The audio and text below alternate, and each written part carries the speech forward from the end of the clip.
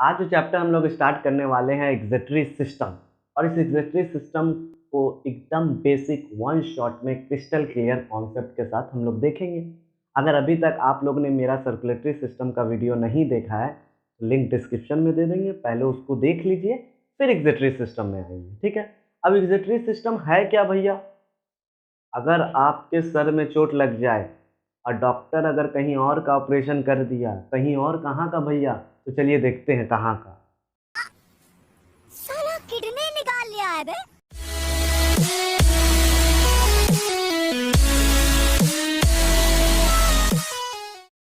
चलिए स्टार्ट करते हैं हम लोग executive system according to reduce syllabus. जो आपके एग्जाम में क्वेश्चन है, एक सिंगल क्वेश्चन नहीं छूटेगा। कैसे आप बोले नहीं छूटेगा? सबसे पहले एग्जेक्टिव सिस्टम क्या होता है बताइए। एग्जेक्टिव सिस्टम में किस मेन ऑर्गन को हम लोग पढ़ेंगे? हार्ट को नहीं, हार्ट को सर्कुलेटरी में पढ़ेंगे। नर्वस को नहीं, नर्वस को तो ब्रेन में पढ़ेंगे। तो किसको पढ़ेंगे? किडनी को। एग्जेक्टिव सिस्टम में जो मेन ऑर्गन जिसका हम लोग का टारगेट रहेगा वो कौन होगा? किडनी। इस किडनी के बारे में पढ़ेंगे। अब किडनी का दो काम है। जैसे आपके घर में वाटर फिल्टर होगा ना, जो वाटर को फिल्टर करता है, इतना बड़ा मशीन रहता है, टिंट देता है सबसे शुद्ध पानी। उसी तरीका से किडनी भी ऐसा बोलना चाहता है, हम सबसे अच्छा ब्लड को फिल्टर करते हैं। और ये इतना बड़ा नहीं है किडनी हम लोग का, इतना बड़ा है। अगर भले आपका किडनी खराब हो जाए तो इतना बड़ा मशीन लगाना पड़ता है, डायलाइजर मशीन। उतना बड़ा मशीन का काम अकेले ही संभाले हुए किडनी। किडनी का दो काम है। क्या क्या काम है? एक काम है ब्लड को फिल्टर करना। अब तुम बोलोगे ब्लड को फिल्टर करना, हाँ, ब्लड में कोई गंदगी चली जाए तो उसको फिल्टर करना और उसको छान के फिर वहां से यूरिन बनाना। यानी ब्लड को हम फिल्टर कर दिए, जो भी डिकम्पोजिशन चीज बच गया उसको क्या करेंगे? यूरिन बना के पेशाब के थ्रू बाहर निकालेंगे। ब्लड फिल्टर करना। दूसरा काम क्या? ये भी एग्जाम का क्वेश्चन है, ऑस्मो रेगुलेशन। किडनी का दूसरा काम क्या है? ऑस्मोलैरिटी को मेंटेन करना, आयंस को मेंटेन करना। आयंस, आपके बॉडी में कितना सोडियम होगा, कितना पोटेशियम होगा, कौन सा आयंस कितना होगा, इस सब के मेंटेन प्रोसेस को क्या बोलते हैं? Osmo regulation. ऑस्मो रेगुलेशन, ठीक है, यहाँ तक समझना है। किडनी का दो काम है, ब्लड को फिल्टर करना और यूरिन बनवाना। दूसरा काम क्या है? Osmo regulation. तो चलिए स्टार्ट करते हैं एग्जेक्टिव सिस्टम से। जो मेन ऑर्गन था उसके बारे में दो छोटा बात जाननी है, एक ब्लड का फिल्टर और एक ऑस्मो रेगुलेशन। अब देखो कहानी को कहाँ से स्टार्ट करेंगे। हम पूरे एग्जेक्टिव सिस्टम को एक कहानी से पढ़ेंगे और उस कहानी से पढ़ के हम इसको कंप्लीट करेंगे। तो देखिए इस चैप्टर को कहानी से कैसे समझा जाए। तो देखिए होता क्या, हम लोग खाते हैं प्रोटीन। बॉडी बिल्डर है भैया, हम जिम करते हैं तो ठीक है, जिम करते हैं, अच्छा बात। जिमर लोग तो और प्रोटीन खाता है, तो क्या जिमर ही लोग प्रोटीन खाता है? बाकी कोई नेचर में प्रोटीन नहीं खाता? हम लोग भी तो प्रोटीन खाते हैं। वेज नहीं खाता है भैया? नहीं, वेज भी सोयाबीन खाता है, ब्रोकली खाता है, उसके अंदर प्रोटीन होता है। बिना प्रोटीन का तो जिंदा ही नहीं रह सकते है ना। सेल के अंदर 50% प्रोटीन रहता है, पता है ना, पानी के बाद। अब इस प्रोटीन को खाएंगे तो होगा क्या? जैसे हम प्रोटीन को खाएं तो प्रोटीन का डाइजेशन होगा, और जब प्रोटीन टूटता है तो किसके फॉर्म में टूटता है? Amino acid. किसके फॉर्म में टूटता है? Amino acid. होता क्या, जैसे प्रोटीन खाएं, प्रोटीन का डाइजेशन होगा तो अमीनो एसिड टूटेगा। इस अमीनो एसिड में से अमाइन ग्रुप बाहर निकल जाता है। कौन सा ग्रुप बाहर निकल जाता है? NH2 बाहर निकल जाता है। हम खाएं प्रोटीन, प्रोटीन को तोड़ के क्या बनाए? Amino acid. उस अमीनो एसिड से क्या निकल गया? Amine group. ये अमाइन ग्रुप ना फिर हाइड्रोजन के साथ कंबाइन होके, अरे बाप, बड़ा बवंडर केमिकल बनाता है जिसका नाम है अमोनिया। जो यहाँ पे हम देखो अमाइन है, अमाइन के बाद हाइड्रोजन कंबाइन होके क्या बना दिया? अमोनिया। अमोनिया कैसा गैस है? अमोनिया बेसिक गैस है। आपके एग्जाम में क्लास 10 स्टडी ऑफ कंपाउंड का सेकंड चैप्टर, अमोनिया एक बेसिक गैस है। बेसिक गैस तो ठीक है भैया, पर इसके अलावा ये टॉक्सिक केमिकल है। अगर आपके बॉडी में अगर बहुत दिन तक रह जाए तो आप मर सकते हैं। आपका बॉडी इसको रखेगा नहीं। तो हुआ क्या, मेरे प्रोटीन खाने से अमीनो एसिड टूटा, अमीनो एसिड के टूटने से अमाइन ग्रुप निकला। ये अमाइन ग्रुप एक हाइड्रोजन के साथ कंबाइन करके अमोनिया बना दिया। हमारे बॉडी में ऐसा हो रहा है, तो क्या करें? प्रोटीन खाना छोड़ दे? नहीं छोड़ सकते हैं, बॉडी बिल्डिंग मटेरियल है, खाना ही होगा। तो क्या करें? अमोनिया तो बन गया। अमोनिया अब टॉक्सिक केमिकल है, बॉडी ज्यादा देर तक इसको नहीं रख पाएगा। तो लीवर, लीवर एक्साइटमेंट में है, लीवर गुस्सा चढ़ गया इसको, इसको पता चल गया कि बॉडी में अमोनिया बन गया, मर जाएगा। तो लीवर बोला कि लाओ हम एनर्जी खर्च करेंगे, लाओ तो अमोनिया को मेरे पास। तो ये लीवर उठा के ले गया अमोनिया को, और ये कार्बन डाइऑक्साइड के साथ कंबाइन करके क्या बना दिया? यूरिया। क्या बना दिया? यूरिया। ध्यान से समझो, हुआ क्या? अमोनिया टॉक्सिक केमिकल था, बॉडी बना दी। वो अमोनिया उठ के कहाँ चल गया? वो अमोनिया उठ के कहाँ चल गया? बोलो, लीवर के पास। कहाँ चला गया? लीवर के पास। लीवर क्या किया? हुआ क्या? अमोनिया, ये अमोनिया को कौन उठा लिया? लीवर। इस समय लीवर को एनर्जी खर्च करना पड़ता है, और लीवर क्या करता है? इस अमोनिया के साथ कार्बन डाइऑक्साइड को मिला के एक लेस टॉक्सिक केमिकल बना लेता है, जिसका नाम है यूरिया। तो हमारे बॉडी में यूरिया बनता है, अमोनिया बनता है, पर वो अमोनिया लीवर ले जाता है, उस अमोनिया को लीवर कार्बन डाइऑक्साइड दे के उसको किस में कन्वर्ट कर देता है? बोलो बोलो, यूरिया में। अब देखो, जो भी मछली होता है, मछली फिश हमेशा अमोनिया को रिलीज करता है, पता है? अमोनोटेलिक, यूरियोटेलिक, बचपन से पढ़े, यूरिकोटेलिक। तो हम लोग क्या है? यूरियोटेलिक, यूरिया रिलीज करते हैं। और यूरिया रिलीज करने के लिए मॉडरेट अमाउंट में पानी चाहिए, इसीलिए हम लोग 5 लीटर, 3 लीटर, 4 लीटर डॉक्टर पानी पीने के लिए बोलते हैं। क्यों? क्योंकि यूरिया को निकालने के लिए क्या चाहिए? पानी। अगर अमोनिया निकालने लगते ना, हम लोग कहाँ रहते? टॉयलेट में। 10 घंटे टॉयलेट में बिताते, टब में आराम से बैठे रहते, अमोनिया निकालते रहते। क्यों भैया, ऐसा क्यों बोल रहे हैं? क्योंकि अमोनिया निकालने के लिए क्या चाहिए? More amount of water. तो लीवर इससे बचा दिया हम लोग को। लीवर क्या किया? कार्बन डाइऑक्साइड से कंबाइन करके यूरिया बना दिया। अब आपको मॉडरेट अमाउंट ऑफ पानी लगेगा, आपका यूरिया यूरिन के थ्रू बाहर निकलेगा। समझ में आ रहा है? अब देखो, ये यूरिया तो बन गया। अब ये यूरिया भैया कहाँ जाएगा? देखो, सारा क्लास 10 में है, जो बोल रहे हैं सारा क्वेश्चन है, बस इसको सजाए हैं एक कहानी के हिसाब से, जो पढ़ने में मजा आए। अब ये यूरिया कहाँ जाएगा? इस यूरिया को हम पढ़ाएं सर्कुलेटरी सिस्टम में। जिस ऑर्गन के पास ब्लड वेसल्स आता है उसको बोलते हैं आर्टरी, और जहाँ जिस ऑर्गन से जाता है उसको बोलते हैं वीन। तो किडनी के सेल का क्या नाम है? किडनी का सेल का नाम है रेनल सेल, या इसी का नाम है नेफ्रॉन। क्या नाम है इसका? नेफ्रॉन। किडनी का सेल, या इसका दूसरा नाम क्या है? नेफ्रॉन। अब होगा क्या? देखो, आ रहा है ना, तो इसका नाम क्या पड़ेगा? Renal artery. जा रहा है ना, तो इसका क्या नाम पड़ेगा? Renal vein. ठीक है, रेनल आर्टरी और रेनल वीन। तो ये रेनल आर्टरी आ रहा है, रेनल वीन यहाँ से जा रहा है। अब सुनो क्वेश्चन, जो एग्जाम का है, पक्का पक्का एग्जाम में रहेगा। क्या क्वेश्चन है भैया? एक ऐसा ब्लड वेसल्स का नाम बताओ जो मैक्सिमम अमाउंट में यूरिया को लेके किडनी के पास आता है। यूरिया कौन बना के दिया? लीवर। अब ये यूरिया कहाँ से आएगा? यहाँ से आएगा, कहाँ जाएगा? रेनल आर्टरी में। रेनल आर्टरी से कहाँ जाएगा? किडनी के पास। ब्लड के अंदर यूरिया मिलके रहेगा। कौन से ब्लड वेसल्स में यूरिया ज्यादा होगा? ऊपर से आ रहा है, देखो ना, तो यूरिया किसमें ज्यादा होगा? इसमें। अब ब्लड फिल्टर कर देंगे तो किसमें कम होगा? इसमें। तो विच of the blood vessels contain a maximum amount of urea? Answer देना रेनल आर्टरी, रेनल वीन नहीं। मिनिमम अमाउंट बोले तो रेनल वीन, मैक्सिमम अमाउंट बोले तो रेनल आर्टरी। किडनी का 2 काम याद है, ब्लड फिल्टर और ऑस्मो रेगुलेशन, आयंस को मेंटेन करना। अब इस किडनी का लोकेशन कहाँ है भैया? बहुत आदमी बोलते किडनी यहाँ काट दिए, जैसा शॉर्ट क्लिप में दिखाते नहीं, किडनी यहाँ नहीं है। किडनी तो डॉर्सल साइड पे, dorsal, ventral side, dorsal side. और डॉर्सल साइड ऑफ इस कैविटी को बोलते हैं एब्डोमिनल कैविटी। आपके एब्डोमिनल कैविटी में पीछे की साइड, यहाँ पे किडनी है। लेफ्ट किडनी ऊपर होता है, राइट किडनी नीचे होता है। इसी डायग्राम को हम यहाँ समझाना चाह रहे हैं, ध्यान से देखो। किडनी का लोकेशन कहाँ है? एब्डोमिनल कैविटी के डॉर्सल साइड की तरफ, पीछे के साइड की तरफ एब्डोमिनल कैविटी पर। Left kidney slightly above as compare to right kidney. अब देखो, किडनी तो बना लिए, किडनी पेयर शेप का होता है, 2 किडनी है जोड़े में, 1 पेयर। और जोड़े में क्या बताओ तो? यूरेटर भी 2 है, 1 पेयर। यूनी ब्लाडर एक ही नंबर है, यूरेथ्रा एक ही नंबर है। नहीं समझ में आया? यहाँ डायग्राम देख लो एक बार, उस डायग्राम को देख के फिर यहाँ देखो। अब देखो, उस किडनी को यहाँ पे जो प्रेजेंट था, इसको हम यहाँ समझाना चाह रहे हैं। ये किडनी है, किडनी से देखो, रेनल आर्टरी, रेनल वीन सब समझ ली। ये सब क्या है भैया? ये भी लेवल करने के लिए आया हुआ है। जो पढ़ा रहे हैं सारा क्वेश्चन एक साथ करा रहे हैं, पढ़ाते पढ़ाते क्वेश्चन करा रहे हैं, सबसे इंटरेस्टिंग। अलग से मैराथन ये सब नहीं करना है, व्यू नहीं लेना है, कॉन्सेप्ट समझना है। अब देखो, ये क्या है? इंफीरियर वेना कावा, और ये क्या है? आयोटा। अगर सर्कुलेटरी नहीं पढ़े तो सर्कुलेटरी सिस्टम में आपको पता होगा, लेफ्ट वेंट्रिकल जब ब्लड को पंप करता है एओर्टा के थ्रू टिश्यू के पास जाता है। तो एओर्टा से ब्लड आ रहा है, हार्ट से ऊपर से ब्लड आ रहा है ऑक्सीजन वाला, कहाँ? किडनी के पास। और नीचे से ब्लड लेके जा रहा है कौन? इंफीरियर वीना कावा। 2 ब्लड वेसल्स याद रखना, जो सबको डाउट होता है, तुम्हारे एग्जाम में ऐसे दे देगा 3 and 2 लेवल 8। तो 2 क्या है? Inferior vena cava. 3 क्या है? आयोटा। उसके कहाँ गए? किडनी पे।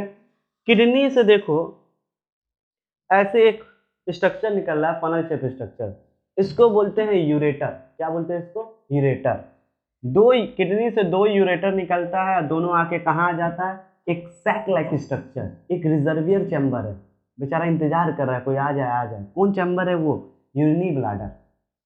और यूरिनी ब्लाडर में क्या स्टोर होता है? देखिए रिजर्वियर चैम्बर लिखे हैं शॉर्ट में। और बताइए, temporarily store of urine, generally पेशाब को कुछ देर के लिए यहाँ स्टोर किया जाता है, इस बैग में स्टोर किया जाता है। क्योंकि शॉर्ट लैंग्वेज में हम लोग बोलते थे ना, पेशाब का थैली फट गया है, ऐसा कुछ सुनने मिलता होगा, यही है यूरिनी ब्लाडर। तुम्हारे एग्जाम का question, which of the reservoir chamber, बोला यूनी ब्लाडर। यूरिन को टेम्पोरली कौन स्टोर करता है? यूनी ब्लाडर। तुमसे क्वेश्चन पूछे किडनी से यूरिन को यूनी ब्लाडर में कौन सा स्ट्रक्चर लेके आता है? Ureter. The duct which transfer from kidney to यूनी bladder, that is called ureter. अब यूनी ब्लाडर में तो हो गया, एक लिमिट तक यूनी ब्लाडर रखे हुआ था। अचानक इसमें क्या होगा? यूरिन ज्यादा हो जाएगा तो ये एक सिग्नल देगा, और ये सिग्नल कहाँ जाएगा? दो गार्ड मसल्स के पास। देखो स्फिंक्टर, बायोलॉजी में स्फिंक्टर का मतलब होता है गेट। दो गेट है, एक पहला वाला गेट है देखो, जिसका क्या नाम है? अंदर में है ना गेट, तो इंटरनल स्फिंक्टर। एक बाहर में है गेट, तो एक्सटर्नल स्फिंक्टर। और जनरली जो अंदर वाला गेट होता है ना, वो हमारे कंट्रोल में नहीं होता, वो इनवॉलेंट्री। जो हमारे कंट्रोल में हो वो वॉलेंट्री, जो हमारे कंट्रोल में ना हो इनवॉलेंट्री। आपको जो मिक्सचुरेशन, जो पेशाब का, जैसे याद होगा अचानक सिग्नल लगता है तेज, सर जाने दीजिए जाने दीजिए, सर अब मत रुकिए, तो ऐसा ही कुछ यहाँ पे होता है। इनवॉलेंट्री, आपके कंट्रोल में नहीं है।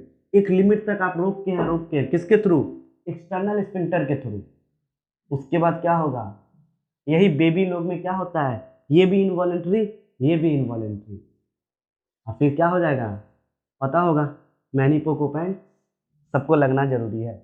यहाँ देखो इंटरनल स्फिंक्टर क्या है? इनवॉलेंट्री। ये क्या है? वॉलेंट्री। याद रख, एक बार ब्रीफ देख लो सब कुछ अच्छे से। चलिए अब हम लोग देखते हैं क्रॉस सेक्शन ऑफ किडनी। जब हम क्या किए, जब आप बहुत गुस्से में आके किसी का किडनी काट दिए, जब आईफोन लेने का बहुत शौक चढ़ा है आपको, तो आप क्या किए? किडनी को काटे। किडनी को कट किए तो आपको किडनी ऐसा दिखा। कैसा दिखा? किडनी, किडनी आपको ऐसा दिखा। अब ध्यान से देखिए इस किडनी में हम क्या दिखाना चाह रहे हैं, जो आपके एग्जाम में रिड्यूस सिलेबस का क्वेश्चन है। सबसे पहला बात, किसी भी किडनी को तुम देखोगे, यहाँ देखो हम मिटा के बता रहे हैं, किसी भी किडनी को हम देखेंगे तो एक बाहर वाला रीजन होगा, आउटर रीजन, और एक सेंटर में रीजन होगा। तो बाहर वाले रीजन को बोलते हैं कॉर्टेक्स। तो पूरा नाम क्या होगा? किडनी का सेल बने थे रेनल सेल, तो पूरा नाम हो गया रेनल कॉर्टेक्स। बाहर वाला रीजन को क्या बोलेंगे? Renal cortex. तो भैया ये अंदर वाले रीजन को, इस सेंटर वाले रीजन को क्या बोलेंगे? Renal medulla. क्या बोलेंगे? Renal medulla. तो किसी भी किडनी में बाहर वाले आउटर रीजन को क्या बोलेंगे? कॉर्टेक्स। इनर रीजन को क्या बोलेंगे? मेडुला। कौन सा सेल है? किडनी का सेल है, तो रेनल कॉर्टेक्स, रेनल मेडुला। तो देखो यहाँ कॉर्टेक्स बना है, आउटर रीजन तुम्हारे डायग्राम में भी मिलेगा तुमको। इनर रीजन थोड़ा अंदर किए, medulla. Renal cortex, renal medulla. आर लिखना भूल गए तो आर लिख लो, क्या दिक्कत है? कमेंट मत करने लगना आर भूल गए आप, ठीक है? रेनल कॉर्टेक्स और क्या है? Renal medulla. इसके अलावा और बात बताइए, इस मेडुला में देखो, कॉर्टेक्स में तो कुछ दिख ही नहीं रहा। जैसे आप किडनी को काट के यहाँ से, सपोज कीजिए आप मेरा वीडियो देख रहे हैं तो आप किडनी के अंदर जाना चाह रहे हैं, तो सबसे पहले देखो ना एक टफ लेयर आपको मिलेगा, आप अंदर नहीं जा पाइएगा, एक बाउंड्री बना हुआ है। इस टफ लेयर का क्या नाम है? Renal capsule. क्या नाम है? रेनल का पढ़ रहे हैं ना, तो उसके टफ लेयर का नाम क्या होगा? जो भी बात होगा रेनल रेनल रेनल, क्योंकि किडनी का सेल ही का नाम है रेनल या नेफ्रॉन, इसलिए इसका नाम क्या पड़ा? Renal capsule. That the outer most tough layer of kidney is known as renal capsule. इस टफ लेयर को हटा दिए, अंदर गए, अंदर कहाँ जाएंगे? तो ये रीजन को हम लोग क्या बोलते हैं? Cortex, renal cortex. उसके बाद देख रहे हैं एक पैचेस लाइक स्ट्रक्चर मेडुला में है। मेडुला के अंदर इस तरीका से कंपार्टमेंट की तरह ऐसे ऐसे स्ट्रक्चर बना हुआ है। ये क्या है जो सबसे इंपॉर्टेंट? ऐसा लगता है पिरामिड शेप का है, इसलिए इसका नाम पड़ा क्या? Medullary pyramid. इसका नाम क्या पड़ा? मेडुलरी पिरामिड या मेडुलरी कॉलम, ये भी बोला जाता है। समझ में आ गया? और ये लाइन लाइन क्या है? ये सरप्राइज है, जब नेफ्रॉन पर आएंगे तब बताएंगे। तुमको पता है हर एक किडनी के अंदर 10 लाख किडनी सेल है। 2 किडनी है तो टोटल कितना सेल होगा, 20 लाख। वो सेल का नाम क्या है, रेनल सेल या नेफ्रॉन। जब इस किडनी में नेफ्रॉन को तुम सजाओगे ना, अगर इससे पहले नेफ्रॉन का स्ट्रक्चर लूप ऑफ हिलने जानते होगे, यहाँ पे इस जगह पे लूप ऑफ हिलने आ जाता है। इस लूप ऑफ हिलने के कारण ये स्ट्रक्चर ऐसा बनता है कॉलम की तरह। ये भी क्वेश्चन है कि मेडुलरी पिरामिड में कॉलम लाइक स्ट्रक्चर क्यों है, due to the presence of loop of हिलने। बोमेन कैप्सूल इस तरफ होगा, लूप ऑफ हिलने यहाँ पे होगा, लूप ऑफ हिलने यहाँ पे होगा, लूप ऑफ हिलने यहाँ पे होगा। इसी के कारण ऐसा कॉलम लाइक स्ट्रक्चर बना है, due to the presence of loop of हिलने। इसको पढ़ेंगे और एक बार देख लीजिए। अब देखो, जैसे मेडुलरी पिरामिड खत्म हुआ ना, उसके बाद देखो एक छोटा सा ब्रांच बना, इसको बोलते हैं माइनर कैलिक्स। माइनर मतलब छोटा, मेजर मतलब बड़ा। माइनर कैलिक्स देखो, ये भी minor calyx, minor calyx, medullary pyramid, minor calyx, minor calyx, minor calyx, minor calyx, सारा माइनर कैलिक्स एक ब्रांच बनाया जिसका नाम क्या पड़ा, मेजर कैलिक्स। सारा मेजर कैलिक्स एक साथ जुड़ के क्या बना दिया, रेनल पेल्विस। नहीं समझ में आ रहा तो इसको साइंटिफिक में ध्यान दो। मेडुलरी पिरामिड है, मेडुलरी पिरामिड का देखो ब्लैक कलर का हम जो बनाए, ये क्या है, माइनर कैलिक्स। बहुत सारा माइनर कैलिक्स जुड़ के क्या बनाएगा, मेजर कैलिक्स। बहुत सारा मेजर कैलिक्स जुड़ के क्या बनाएगा, renal pelvis. Renal pelvis simple सा डायग्राम है। तो minor minor minor minor branch, medullary pyramid जो ब्रांच निकालना है इसका नाम है माइनर कैलिक्स। और जब सारा माइनर कैलिक्स फ्यूज हो जाए तो सबसे पहले क्या होगा, माइनर कैलिक्स। माइनर कैलिक्स से क्या होगा, मेजर कैलिक्स। मेजर कैलिक्स के क्या बाद क्या होगा, रेनल पेल्विस। अब ये रेनल पेल्विस कहाँ जाएगा, तो इससे पहले वाले बताएं तभी थोड़ी देर पहले क्या था कि रेनल पेल्विस फिर कहाँ जाएगा, यूरेटर में। यूरेटर कहाँ जाएगा, यूनी ब्लैडर में। यूनी ब्लैडर से कहाँ जाएगा, यूरेथ्रा। यूरेथ्रा से बाहर यूरिन निकल जाएगी। तो ये एक नॉर्मल एनाटॉमी स्ट्रक्चर था। एक बार फिर से देखो हुआ क्या, जब भी आप एक किडनी को देखिएगा तो सबसे बाहर एक टफ लेयर होगा। बोलिए क्या होगा वो टफ लेयर, रेनल कैप्सूल। जैसे अंदर में देखें तो 2 रीजन दिखा, एक क्या दिखा, cortex, outer region is called cortex, inner region is called medulla.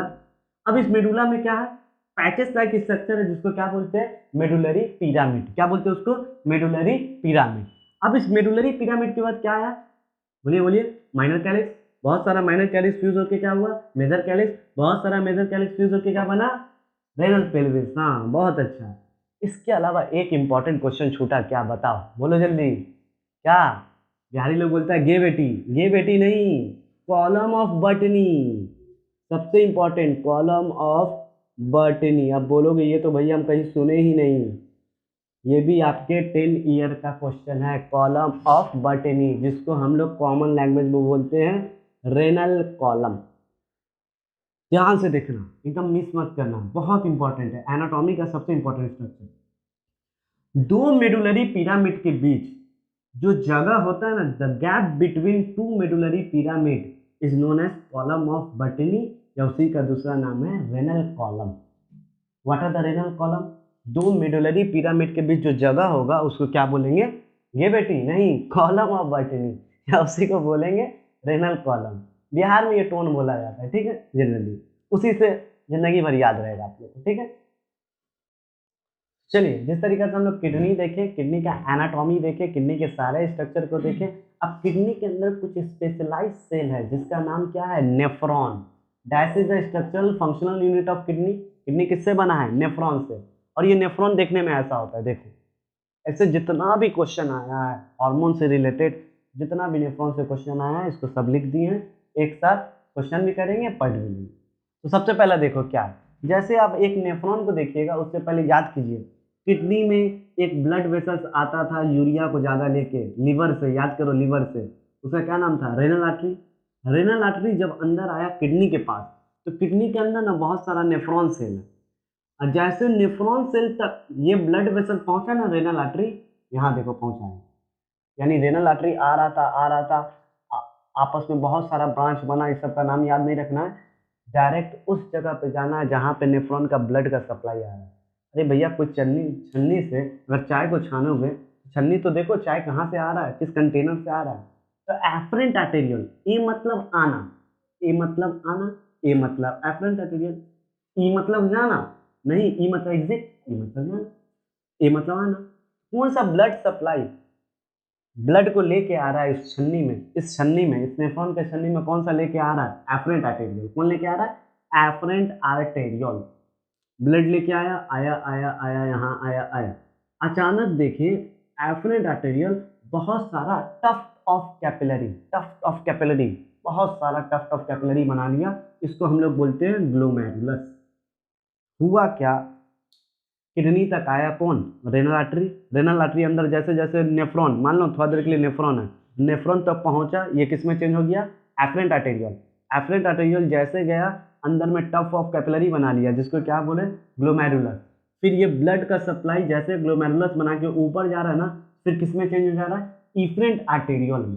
पहले हम ब्लड का, कौन ब्लड का सप्लाई आ रहा है उसको बताएंगे, फिर इस छन्नी में कैसे छनाता है, इस नेफ्रॉन के छन्नी में कैसे ब्लड को फिल्टर करके यहाँ से यूरिन बनाएंगे, इसको भी बताएंगे। तो ध्यान से देखता हुआ कि एफरेंट आर्टेरियल आया, एफरेंट आर्टेरियल के बाद कौन होगा, ग्लोमेरुलस, ग्लोमेरुलस के बाद कौन होगा, इफरेंट आर्टेरियल। और तुम ही देखो कौन सा ब्लड वेसल्स वाइडर है, ज्यादा ब्लड लेके आना है ना, ज्यादा छानना है, तो ये ब्लड वेसल्स वाइडर होता है और ये ब्लड वेसल्स नैरो होता है। एग्जाम का क्वेश्चन है, afferent arteriole narrow, efferent arteriole wider blood vessels, this is called tuft of capillary is known as glomerulus.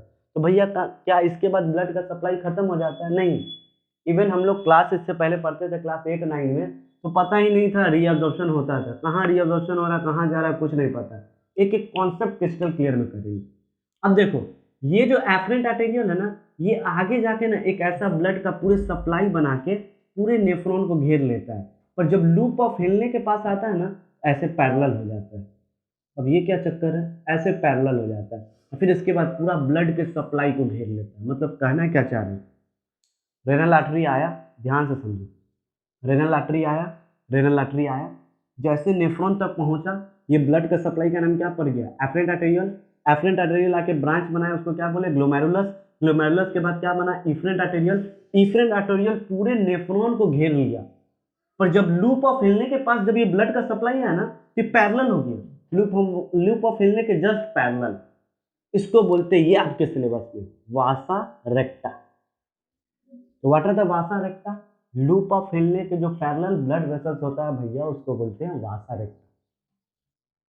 Efferent arteriole, efferent arteriole और वासा रेक्टा, ये इंपॉर्टेंट है आपका सिलेबस। बाकी यहाँ पे जो भी ब्लड वेसल्स है सबका नाम नहीं आ जाता। भरे सारा ब्लड देख लिए ना, ब्लड का वेसल जो नेफ्रॉन तक आ रहा है, छन्नी में छानेंगे तो पहले कंटेनर तो देख ले कौन कौन कंटेनर है। अब देखो छन्नी क्या है, सबसे इंपॉर्टेंट बोमेन कैप्सूल, एक कप लाइक स्ट्रक्चर है, नेफ्रॉन का जो कप लाइक स्ट्रक्चर होता है उसको क्या बोलते हैं, Bowman capsule. Tuft of capillary को क्या बोलते हैं, बोलो बोलो, हाँ ग्लोमेरुलस, क्या बोलते हैं, ग्लोमेरुलस। और जब बोमेन कैप्सूल और ग्लोमेरुलस एक साथ मिलते हैं, प्लस माइनस तो करने आते होगा, बायोलॉजी वाला स्टूडेंट हो तो इसको क्या बोलेंगे, जब इसको और इसको जोड़ देंगे तो क्या इसका एक नया नाम मिल जाएगा, क्या मिल जाएगा, मल्पीजियन बॉडी या रेनल कॉर्पसल्स। एक होता था ब्लड कॉर्पसल्स, ये है renal corpuscles. When a Malpighian body renal corpus unite together it form a renal corpuscles या मल्पीजियन बॉडी। एकदम ध्यान से देखो, ऐसे बोमेन कैप्सूल है, ऊपर से इमेजिन करो एफरेंट आर्टेरियल आ रहा है, एफरेंट आर्टेरियल आया तो ऐसे ऐसे बहुत सारा ब्रांच बना दिया जिसको क्या बोले, ग्लोमेरुलस, ग्लोमेरुलस ब्रांच बना के फिर जाके इफरेंट आर्टेरियल लूप ऑफ हिलने के पास जैसे गया वासा रेक्टा बन के रुक गया या आगे बढ़ गया, जो भी समझो। अब देखो अब क्या होगा, यहाँ तक कॉन्सेप्ट क्लियर। अब बोमेन कैप्सूल जैसे आगे बढ़ा ना, देखो नेफ्रॉन का पूरा स्ट्रक्चर ट्यूब के फॉर्म में, ये नेफ्रॉन का एक सेल देखने में ऐसा लगता है, हम लोग जो बचपन से पढ़ते हैं सेल ऐसा दिखता है, नहीं, नेफ्रॉन का सेल देखो ना कितना कॉम्प्लेक्स दिख रहा है।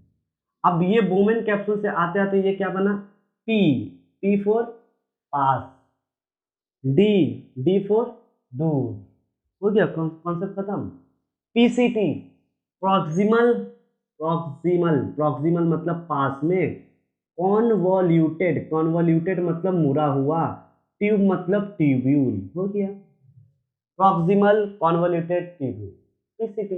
तो बोमेन कैप्सूल से नीचे क्या है, पीसीटी, पीसीटी का full form proximal convoluted tubule, proximal मतलब पास में, कॉन्वोल्यूटेड मतलब मुड़ा हुआ, ट्यूब्यूल मतलब ट्यूब, ट्यूब की तरह। देखो नहीं भैया कौन है पीसीटी, ये है पीसीटी। अब ये पीसीटी आगे जाके हेयर पिन लाइक स्ट्रक्चर, ये तो पता ही होगा, तुम लोग तो देखते होगे, that is called loop of हिलने। जो गर्ल्स लोग क्लिप लगाती है ब्लैक कलर का, नहीं सर आप देखते होंगे, हम नहीं देखते सर, ये क्या है, लूप ऑफ हिलने। The hairpin like structure that is called loop of Henle. तो पीसीटी आया, पीसीटी आते आते किसमें चेंज हो गया, लूप ऑफ फिनले में। अब ये लूप ऑफ फिनले जैसे ऊपर बढ़ा, अच्छा लूप ऑफ फिनले के पैरेलल ब्लड वेसल्स का नाम बोलो, वासा रेक्टा। अब ये लूप ऑफ फिनले जैसे ऊपर गया, अब अचानक देखो ना मोमेंट कैप्सूल से दूर है ना, तो इसका नाम क्या पड़ा, डी, डी मतलब दूर, पी मतलब पास। फुल फॉर्म बोलिए, डिस्टल, याद आ रहा होगा, हाँ डिस्टल मुड़ा हुआ है कॉन्वोल्यूटेड ट्यूब्यूल। और ये डीसीटी आपके लास्ट एक फाइनल डक्ट में जुड़ जाएगा जिसका क्या नाम है, कलेक्टिंग डक्ट। एक बार ब्लड छानते छानते लास्ट ब्लड अगर filter, blood filter last collecting duct में चला गया तो उसको यूरिन बोलते हैं। इससे पहले इसको ब्लड फिल्टर बोलेंगे। यहाँ लिक्विड आएगा, यहाँ ब्लड आया आया छनाया छनाया, यहाँ आया यहाँ आया, यहाँ पे कहीं पे हम इसको ब्लड फिल्टर नाम देंगे। और जैसे एक बार ब्लड फिल्टर कहाँ चली जाए, कलेक्टिंग डक्ट में, तब उसको हम लोग क्या बोलेंगे, यूरिन। फिर यहाँ से आप लोग को पता है किडनी का स्ट्रक्चर याद कीजिए, मेडुलरी पिरामिड, मेडुलरी पिरामिड से माइनर कैलिक्स, माइनर कैलिक्स से मेजर कैलिक्स, मेजर कैलिक्स से रेनल पेल्विस, रेनल पेल्विस से यूरेटर, यूरेटर से इमरजेंसी, इमरजेंसी से तो पता ही होगा मोनी क्या बोलते हैं उसको, छोड़ो हटाओ। ठीक है, यहाँ से समझ में आया। एक बार ध्यान से देखो, तो पहले हम क्या किए, पहले आपको ब्लड वेसल समझाएं, फिर आपको नेफ्रॉन का स्ट्रक्चर बता दिए एकदम शॉर्ट में। अब बता रहे इसका काम, पेशाब बनाने का, यूरिन स्टेप फॉर्मेशन एग्जाम का कॉमन क्वेश्चन में आएगा ही आएगा। क्या क्वेश्चन है, यूरिन फॉर्मेशन का 3 स्टेप है। पहला स्टेप क्या है, नाम से सुनो ना, ग्लोमेरुलर फिल्ट्रेशन। ग्लोमेरुलर कहाँ है, यह तो है ग्लोमेरुलर। इसमें जब ब्लड को फिल्टर करेंगे तो इस स्टेप को क्या बोलेंगे, इस इवेंट को क्या बोलेंगे, इतना इजी चीज है ग्लोमेरुलर फिल्ट्रेशन। लिख नहीं देंगे, जब एफरेंट आर्टेरियल से ब्लड आया तो कहाँ गया, यूरिया वाला ब्लड आया तो कहाँ गया, ग्लोमेरुलस के अंदर गया। ग्लोमेरुलस क्या कर रहा है, उस ब्लड को छान रहा है और सारा ब्लड को कहाँ भेज देगा, बोमेन कैप्सूल में। कहाँ भेज देगा, बोमेन कैप्सूल में। इसको क्या बोले, ग्लोमेरुलर फिल्ट्रेशन। वो अच्छा से फिल्टर करता है, जितना भी यूरिया वाला ब्लड है सबको नीचे जाने देगा, जितना भी अच्छा वाला ब्लड है सबको ऊपर रख के यहाँ से लेके इधर से लेके भाग जाएगा। ठीक है, बोमेन कैप्सूल में ब्लड आ गया यूरिया वाला, जिसके अंदर यूरिया है, जिसके अंदर सोडियम है, जिसके अंदर सब पढ़े होगे तुम लोग। ठीक है, अब देखो ना क्या लिखा है, ट्यूबुलर रीएब्जॉर्प्शन। ग्लोमेरुलस तो बहुत अच्छा छन्नी है, अच्छा से छान रहा है, पर ऐसा तो हो सकता है ना, कुछ जैसे चाय हम लोग पीते हैं छन्नी में छान के, तो कुछ चायपत्ती उसके अंदर चल जाए, तो फिर वापस तो उसको हटाना होगा ना, कि वही चाय पी लोगे, नहीं सर वही चाय पी लेंगे, नहीं ऐसा थोड़ी ना करते हम लोग। उसी तरीके से जैसे ग्लोमेरुलस ब्लड को फिल्टर कर रहा था, देखे कुछ इंपॉर्टेंट चीज नीचे चला गया, तो इसको अब वापस ब्लड में छोड़ना होगा ना, जरूरी था, नीचे आ गया, नहीं आना चाहिए पर आ गया, ऐसा होता है। तो क्या करें, तो देखो ना बगल में साइड में ब्लड वेसल्स, हम तुमको बोले थे एफरेंट आर्टेरियल पूरा घेर के रहता है, तो वापस इस ब्लड को दे देगा। जब वापस दिया, अब तुम बोलोगे भैया पहले छान रहा है, इतना अच्छा छन्नी थोड़ी ना है, इतना अच्छा ग्लोमेरुलस थोड़ी ना कि हर चीज को एकदम 100% दुनिया में कोई चीज सही थोड़ी ना होता है, कुछ ना कुछ तो डिफॉल्ट होगा, एरर। यही एरर है ग्लोमेरुलस का, बड़ा अच्छा छानता है पर देखिए कुछ इंपॉर्टेंट चीज नीचे चला गया, तो उसको वापस क्या करें, ब्लड को दे देंगे। पीसीटी, पीसीटी क्या करेगा, तुम रीएब्जॉर्ब कर लो, रीएब्जॉर्प्शन। रीएब्जॉर्प्शन किसका रीएब्जॉर्प्शन भैया, सोडियम का, पोटाशियम का, ये सब का रीएब्जॉर्प्शन होता है, वापस ब्लड में छोड़ा जाता है। समझ आ गया यहाँ तक।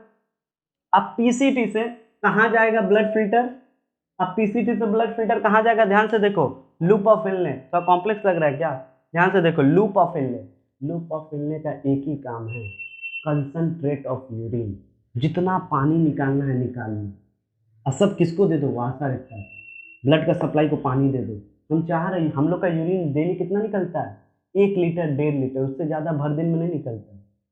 हमारा बॉडी चाहता है पानी बचा के रखना, नहीं तो देखते हो डायबिटीज पेशेंट में लॉट्स ऑफ यूरिन निकलते रहता है, वहाँ पे लूप ऑफ फिलनेस सही से नहीं काम करता, और सिलेबस में नहीं पर जाने के रखते। ठीक है, तो लूप ऑफ फिलनेस का क्या काम है, कंसंट्रेशन ऑफ यूरिन।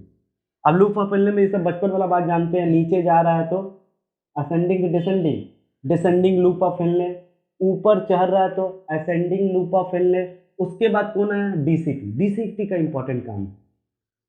तो भैया एक बार फिर से रिपीट कीजिए, तो यूरिन बनाने के लिए 3 इंपॉर्टेंट स्टेप क्या है, ब्लड कहाँ छाने, ग्लोमेरुलस में, तो क्या बोले, ग्लोमेरुलस फिल्ट्रेशन। और ग्लोमेरुलस फिल्ट्रेशन 100% सही नहीं हो पाता है, कुछ इंपॉर्टेंट चीज भी नीचे चल जाता है, फिर वापस ब्लड में डालते हैं, तो इसको क्या बोलते हैं, ट्यूबुलर रीअब्जॉर्प्शन। ट्यूबुलर रीअब्जॉर्प्शन किसका रीअब्जॉर्प्शन होता है, सोडियम, पोटासियम और भी आयन सबका रीअब्जॉर्ब किया जाता है, ब्लड में डाला जाता है। उसके बाद कहाँ गए, लूप ऑफ फिनले, जैसे नीचे गए डिसेंडिंग, जैसे ऊपर गए ascending, descending loop of फिनले, ascending loop of फिनले। यहाँ पे क्या करते हैं, यूरिन को कंसंट्रेट करते हैं, जो भी ब्लड फिल्टर में पानी है उसको वापस लेते हैं। अब उसके बाद कहाँ गए, डिस्टल कॉन्वोल्यूटेड ट्यूब्यूल, कहाँ गए, डीसीटी, डिस्टल कॉन्वोल्यूटेड ट्यूब्यूल। अब इसका काम क्या है, ट्यूबुलर सेक्रेशन। देखिए कुछ इंपॉर्टेंट चीज है जो ब्लड फिल्टर में है, हम नहीं चाहते हैं, मतलब ब्लड फिल्टर में यहाँ भी ब्लड का सप्लाई होगा, समझो बात को, यही सब तो नहीं समझाया जाता है तुम लोग को, बिना कॉन्सेप्ट समझे समझ रहे हो। सेक्रेशन मतलब क्या, अब रीअब्सॉर्ब नहीं कर रहा है। अब देख रहे ना इस ब्लड फिल्टर में कुछ इंपॉर्टेंट चीज था जो यूरिन के थ्रू बाहर निकल जाएगा। जैसे थोड़ा देर के लिए इमेजिन करो ना, यहाँ पे ग्लूकोज था, क्या था, ग्लूकोज। अब ग्लूकोज तो यूरिन बन के कलेक्ट डक्ट से बाहर निकल जाएगा, ग्लूकोज तो बहुत इंपॉर्टेंट चीज है, बाहर नहीं जाना चाहिए। देखो ये जो हम बता रहे थे ट्यूबुलर सेक्रेशन, सेक्रेशन मतलब क्या, रीअब्जॉर्प्शन मतलब तो इस नेफ्रॉन से वापस लेना, ब्लड को देना, रीअब्जॉर्प्शन ना। सेक्रेशन मतलब क्या, देखिए जो हम दवा खाते हैं, कभी कभी एंटीबायोटिक तुम लोग खाए होगे तो देखोगे तुम लोग का यूरिन और डार्क होता है, तो उस समय क्या, जो भी ड्रग्स खाते हैं ना उसका कंपोनेंट ब्लड क्या करता है ना, यहाँ पे नहीं छान पाता है, तो वापस ब्लड ना डीसीटी में डाल देता है। डीसीटी तुम लेके जाओ कलेक्टिंग डक्ट के पास, हाइड्रोजन भी डाल देता है, तुम लेके जाओ यूरिन में बाहर निकालो, इस सबको बाहर निकालो, ग्लोमेरुलस सही से काम नहीं किया, तुम काम करो, तो that is called tubular secretion. तो ट्यूबुलर सेक्रेशन कहाँ होता है, डीसीटी में। ट्यूबुलर रीअब्जॉर्प्शन कहाँ होता है, पीसीटी में। ग्लोमेरुलर फिल्ट्रेशन कहाँ होता है, ग्लोमेरुलस में। This is the 3 step of urine formation. और एक बात बताएं, एक बार ब्लड फिल्टर कहाँ चल जाए, कलेक्टिंग डक्ट में, तब उसको क्या बोलेंगे, उस ब्लड फिल्टर को, यूरिन। हो गया। अब इस यूरिन में क्या होगा, यूरिया। अब यहीं पे गेम होता है डायबिटिक पेशेंट में, थोड़ा बहुत अमाउंट में ग्लूकोज भी बाहर चल जाता है, ग्लूकोज बॉडी को जरूरी है, पता चला ले ही नहीं रखा ही नहीं, कोई ग्लूकोज को रखना चाहिए तो वापस इसके थ्रू ग्लूकोज बाहर छोड़ दिया, कुछ प्रॉब्लम हुआ जिसके कारण ग्लूकोज बाहर गया, इस कंडीशन को बोलते हैं ग्लाइकोसूरिया। किसी के यूरिन में ग्लूकोज दिखे तो उसको क्या बोलते हैं, ग्लाइकोसूरिया। किसी के यूरिन में एल्ब्यूमिन एक प्रोटीन है, रखना चाहिए था इस सबको बचा के, तो ये सब भेज दिया बाहर जा, बाहर बाहर जा, कुछ एबनॉर्मल हुआ, एल्ब्यूमिनुरिया। किसी को ब्लड वाला यूरिन निकला, हिमैटोयूरिया। कुछ नहीं है, ग्लाइकोसूरिया, हिमैटोयूरिया, एल्ब्यूमिनुरिया सिम्टम है, समझ में आ रहा है।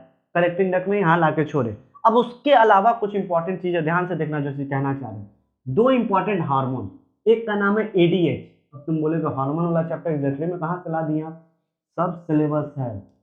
एडीएच, एडीएच का दूसरा नाम वासोप्रेसिन। एक और हार्मोन है एल्डोस्टेरोन, एल्डोस्टेरोन। ये 2 हार्मोन क्या करता है पता है, काम को तेजी से करवाता है, बहुत सुस्ती से काम चल रहा था, कैसा सुस्ती से काम। डीसीटी का काम क्या है, ब्लड बोल रहा है वापस लेके जाओ जाओ जाओ, डीसीटी का काम क्या है, सेक्रेशन का, सेक्रेशन कर रहा है, ब्लड वेसल सेक्रेशन कर रहा है और इसके थ्रू बाहर निकल रहा है। और कलेक्टिंग डक्ट का क्या काम है,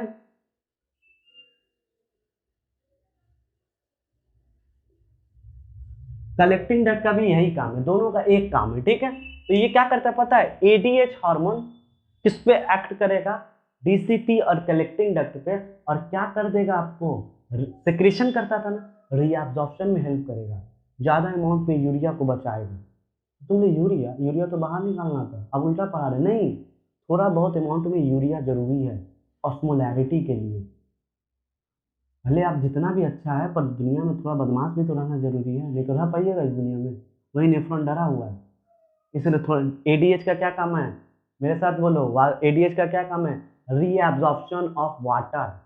जितना अमाउंट में यूरिया, थोड़ा अमाउंट में यूरिया और बहुत ज्यादा अमाउंट में वाटर को रीअब्जॉर्ब कर रहा है।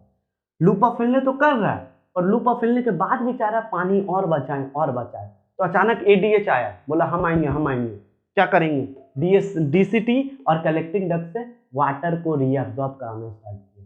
रीअब्जॉर्प्शन ये करता था, पर इस हार्मोन के कारण ये भी करने लगा। अब भैया एल्डोस्टेरोन के बारे में बताइए।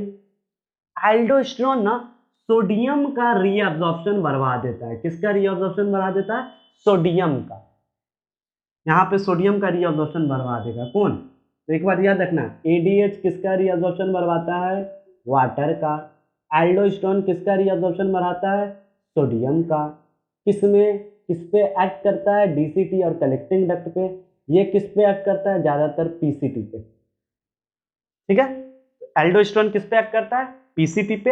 अब पीसीटी से क्या करता है? रीअब्जॉर्प्शन बढ़वा देता है। एडीएच किस पे एक्ट करता है? एडीएच किस पे एक्ट करता है? डीसीटी और कलेक्टिंग डक्ट पे। वहां से रीअब्जॉर्प्शन ऑफ वाटर बढ़वा देता है। एक बार वन शॉट में रिवीजन किया जाए, क्या हुआ था? हुआ कुछ नहीं था। बोमेन कैप्सूल था, किडनी से स्टार्ट किए थे रेनल आर्टरी। रेनल आर्टरी आते आते एफरेंट आर्टेरियल आया जो ब्रॉड ब्लड वेसल्स था। एफरेंट आर्टेरियल से टफ ऑफ कैपिलरी बना जिसको क्या बोले? ग्लोमेरुलस। जब बोमेन कैप्सूल ग्लोमेरुलस एक साथ जुड़ते हैं तो उसको क्या बोलते हैं? रेनल कॉर्पसस या मल्पीजियन बॉडी। अब बोमेन कैप्सूल के बाद पास वाला पीसीटी, दूर वाला डीसीटी, कंसंट्रेशन ऑफ यूरिन, लुपाफिल ने दो हार्मोन एडीएच और एल्डोस्टेरोन। एडीएच का क्या काम है? रीअब्जॉर्प्शन ऑफ बोलो वाटर। कहाँ पे? पीसीटी में नहीं, डीसीटी और कलेक्टिंग डक्ट। अब तुमको एक बात पता है, अगर एडीएच ना आए तो मान लो तुम्हारे किडनी में एडीएच नहीं आ रहा तब तुमको हो जाएगा डायबिटीज इंसिपिडस। मेलाइटस नहीं, चीनी वाला बीमारी नहीं, एक और बीमारी है जिसमें यूरिन बहुत, पेशाब बहुत बन के निकलेगा। अब देखो ना, ये दोनों एब्जॉर्ब ही नहीं करेगा, तुम्हारा यूरिन तो बहुत ज्यादा निकलेगा, lots of urine. That is called diabetes. ADH की कमी के कारण कौन सा बीमारी होता है? Diabetes insipidus. एल्डोस्टेरोन की कमी भी नहीं है। एल्डोस्टेरोन क्या करता है? Reabsorption of sodium ions. तो यहाँ तक हम पूरे अच्छे से चैप्टर को कंप्लीट करें। अगर कोई भी डाउट हो तो कमेंट सेक्शन में जरूर बताना और रिप्लाई करना। और इससे पहले सर्कुलेटरी सिस्टम का वन शॉट रेडी है, उसको भी आप लोग देख लीजिए, एकदम अच्छे से क्रिस्टल क्लियर हो। अगर वीडियो अच्छा लगा हो तो चैनल को ज़्यादा से ज़्यादा सब्सक्राइब करें और चैनल को शेयर करें, लाइक करें और अपने फ्रेंड सर्कल में सब जगह इसको फैला दें। ऐसे ही अमेजिंग वीडियो और वन शॉट वीडियो जो सिलेबस में आया, according to syllabus, vasa recta syllabus में है, एडीएस सिलेबस में है। आप लोग को ये सब पता ही नहीं है कि ये क्या हो रहा था। आप लोग सिर्फ नेफ्रॉन पढ़ रहे हैं, यहाँ से ऐसे आ रहे हैं बस। कौन सेक्रेशन कर रहा है, कौन रीअब्जॉर्प्शन कर रहा है, एडीएच का क्या काम है, कुछ पता ही नहीं। क्रिस्टल क्लियर कॉन्सेप्ट से नेक्स्ट चैप्टर पढ़ेंगे नर्वस सिस्टम। तब तक के लिए मिलते हैं और लिंक आपको मिल जाएगा डिस्क्रिप्शन में।